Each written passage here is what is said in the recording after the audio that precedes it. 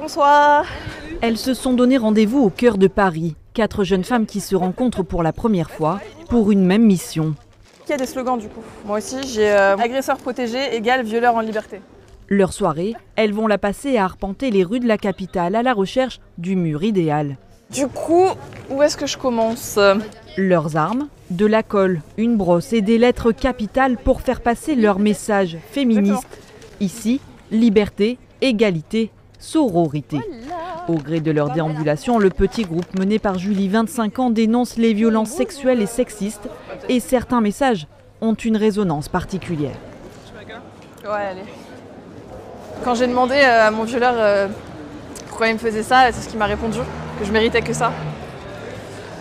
Et voilà, je voulais reprendre le pouvoir sur les paroles et maintenant je sais que c'est pas vrai.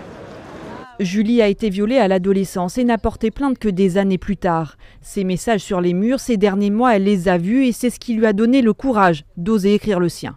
C'est important, mais même pour les filles comme moi, qui sont des survivantes et qui voient qu'on peut en parler publiquement, il y a des mots. Moi, j'ai mis des années avant de pouvoir dire le mot viol.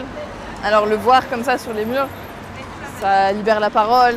Une prise de conscience chez les victimes. Dans son cabinet, cette avocate a ouvert des dizaines de dossiers de jeunes femmes orientées par ces colleuses qu'elles avaient contactées sur les réseaux sociaux. Cet intermédiaire que sont les colleuses et qui renvoie derrière vers des tiers de confiance, que ce soit avocates, assistantes sociales, toute aide en fait qu'elles peuvent fournir, ce réseau de confiance qui se met en place, c'est une véritable aide et c'est ce que les victimes, je pense, attendaient depuis longtemps.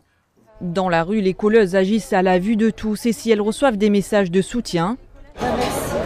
Merci à vous. De voir des jeunes militer, je trouve ça fabuleux. D'autres ne comprennent pas le procédé. Vous rendez un mur dégueulasse, vous n'avez pas d'autre moyen d'expression que de coller sur un mur. On a absolument besoin de s'exprimer, le truc monsieur. est... On ne nous donne pas la parole, donc on la prend, monsieur. Par leur affichage sauvage, les colleuses encourent une amende de 68 €, un risque qui ne les décourage pas de recoller là où d'autres avant elles ont effacé leur message.